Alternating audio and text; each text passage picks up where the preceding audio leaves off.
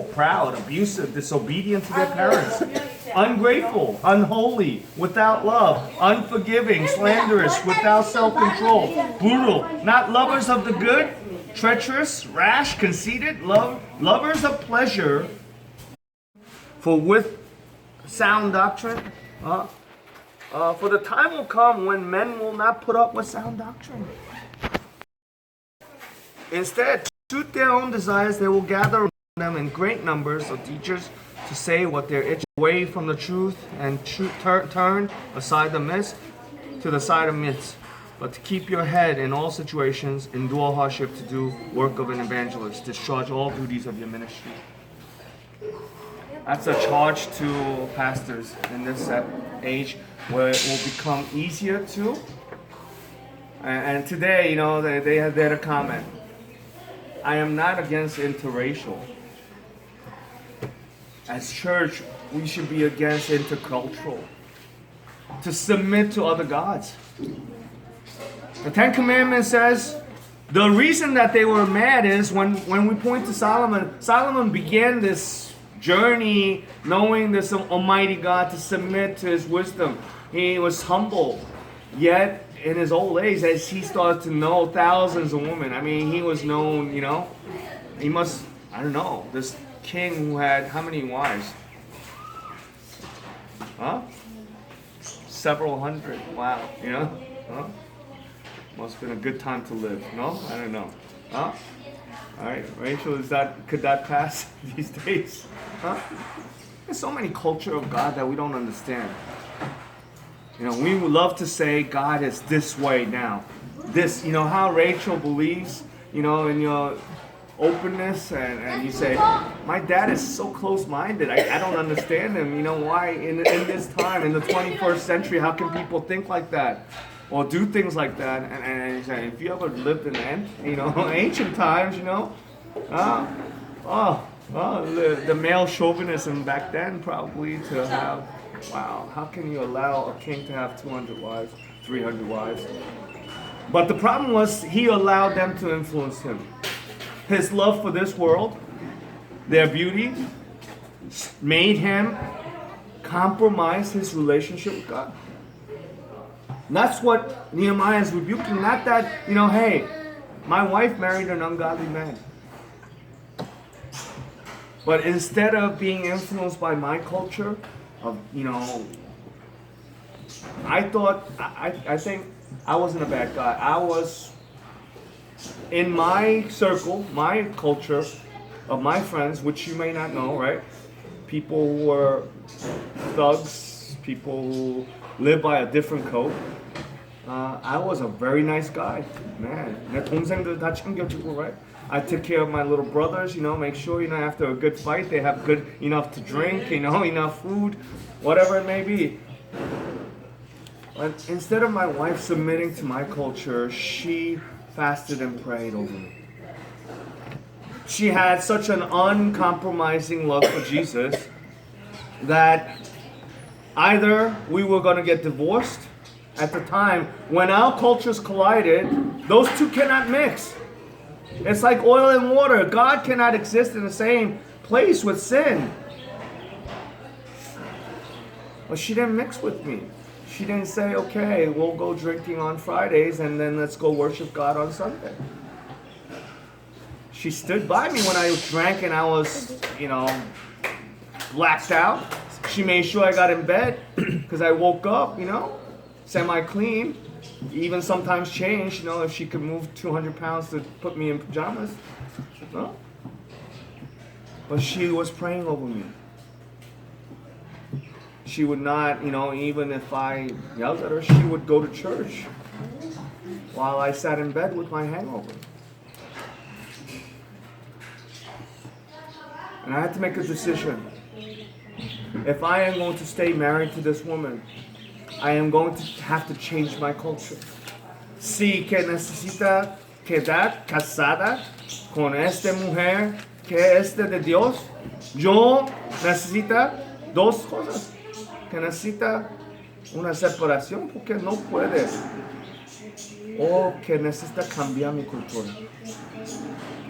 The Jewish culture is not against foreigners. But if you want to be part of their community, you have to be circumcised into their culture. They're very generous to foreigners. On the contrary, when you look at the law of God, every 7th year, the foreigners are invited, they're forgiven, they're given fair portions of their labor. The amazing is the love of God, it's just that we cannot submit to other gods. Este es el primero mandamiento de Dios, que amas. You just love me with all your heart and all your soul and all your spirit and all your strength. That is the first and the greatest commandment. And Nehemiah is willing to, risk his popularity. As a leader, to pull people's hair is not really the way to popular, to get more people to come to church. Popular is not what God is asking for in church. He's asking for holiness. He's asking for intimate relationship. He's asking for obedience. And you may say, but it needs to begin with him. Nehemiah says, may it begin with me. May I live such a life that it is, obviously for other people around him. I want you to look at this. Because Nehemiah can actually say those things in honesty because his life had integrity. Now, if I say something to you, Rachel, and you say, you are such a hypocrite, your words don't carry anything, because if you talk about Jesus and you're living your life in this way, I wouldn't even give you a second chance, because your life doesn't reflect the integrity of what you're saying with God. But I hope, mi esperanza es, Merari, yo vivo como que yo lo predica, mayormente. ¿No? Como dice, vamos a amar a los niños, vamos a compartir, ¿sí? No invita a usted para vivir una cultura que no yo estoy viviendo. ¿Eh? Muchos pastores, vamos a compartir nuestro dinero y nunca ellos dan un peso. ¿Eh? Contrario. Yo da de mejor. ¿Eh? Tal vez paga un mes tarde. Sí. Pero le di de peor. Cuando vamos a comer, ustedes comen. Eres mexicana, pasan ahí en Burger King, yo aquí en Pampas. ¿Eh? No, te invito en la mesa como igual de mis hijos. Aman de igual. Lo lograr para ustedes. And when your life is starting walking integrity with God, people will at least take you seriously. People won't say you're a hypocrite and all those other things. I said, we need to be accountable in the church. We need to ask the tough questions of one another and say, hey, it's not sufficient to say, Alice, do you believe in Jesus? Now I want to know that answer. Alice, do you believe in Jesus? Who knows? Shaking your head. Now, but are you living in obedience to that? To swim against the culture, not to be politically correct, but to stand in the love of Jesus, in the favor of his eyes, that says, man, she is my daughter because she obeys me. Now that's the worst thing. If you imagine being your parent, I mean, it's hard to sometimes be obedient to your parents because it would require you to change a lot of things that you might not tell them. So we do a lot of things like, they just don't know what I'm doing, so it's okay, I'm not being disobedient. Because if I told them all my plans, they might object to certain things, and I have to break that, obedience thing to my mom and dad. So I just don't tell them. I tell them, hey, I'm going on a trip. I'm not going to tell you it's with a bunch of guys, and we'll be bunking out, and, they would come flying and pull me by my hair and bring me back home. No matter what, to keep that integrity in your life, whether it's favorable or unfavorable to you.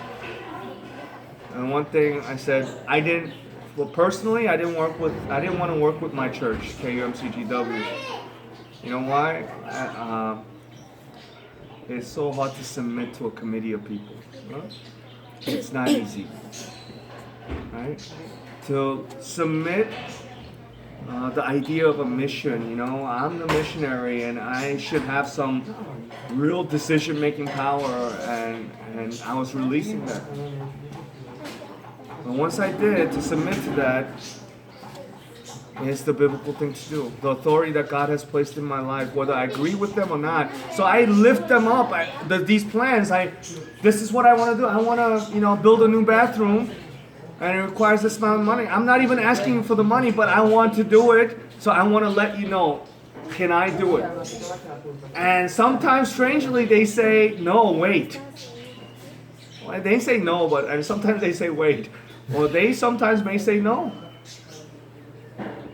I say, wow, no, this is my money, I'm going to do it anyways. This is something really good. But I don't know why God says wait sometimes. I don't know why God says no sometimes. The things I think are really good. Pero sí, tal vez Dios dices no en su tiempo, en cosas tú piensas es mejor. ¿No? Como esta niña, no sé por qué no pasaron su examen. There's some bad situations, but I said, listen, there's another test in 6 months, but she has to pay like $500. I said, I'll pay half if you're willing to put in the effort again. I don't mind if you fail twice. If this is your desire, if you are willing to work for it, if it takes 10 times, right? Like Mr. Ma, who applied to KFC 30 times and got rejected. Mr. Ma, the richest man in China, who applied to Harvard 3 times and got rejected. He didn't get discouraged. He said that he got up and he pursued his life. I want to pursue God with that kind of excellence and resilience. No matter how much criticism comes my way, how many people say I need to change my ways, I want to love biblically, not politically correct.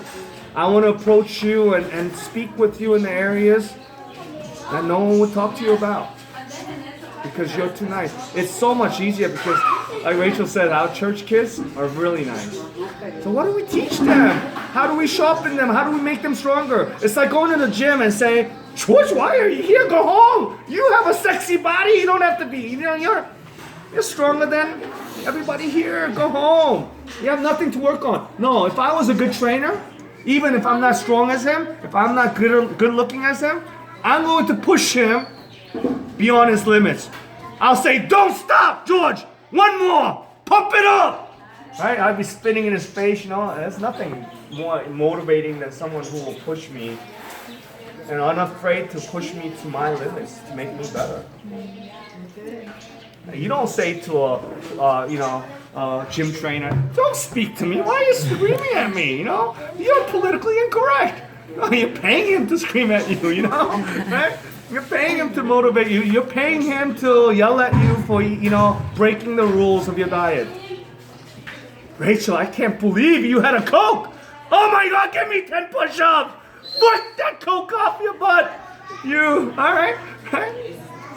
You hear those kind of things in the gym. It's okay from your trainer because that person is pushing you and he has a motivation to make you better.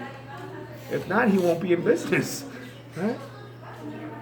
The pastors we need to be spiritual trainers like that, to go to places where, man, you have to say, hey, man, your butt is too big.